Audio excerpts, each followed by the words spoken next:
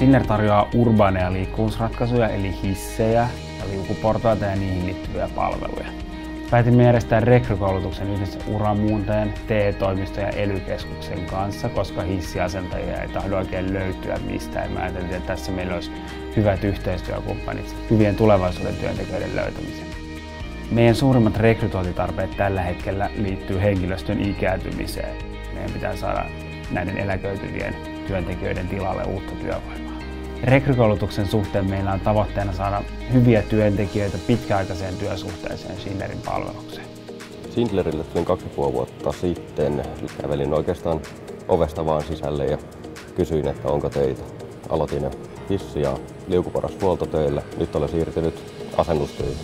Schindler on suuri hissifirma, siksi varmaan takerruin tilaisuuteen. Tärkeä osaamista Schindlerille tänä päivänä ja tulevaisuudessa on se, että on sähköalan perustutkinto ja sitten hyvä asenne työntekoa kohtaan.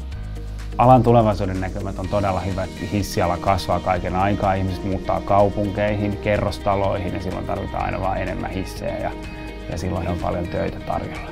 Työssäni on parasta työporukka ja työn monipuolisuus. Yli puolet meidän työntekijöistä on ollut yli 20 vuotta Schindlerin palveluksessa ja me koulutetaan paljon työntekijöitä ja pidetään huolta työntekijöiden hyvinvoinnista ja meillä on paljon kaikenlaista virkistystoimintaa ja nämä kaikki yhdessä on johtanut siihen, että Schindler on tämmöinen hyvä ja pidetty pitkäaikainen työnantaja. Jos kiinnostaa hissiasentaja koulutus, niin suosittelen lämpimästi.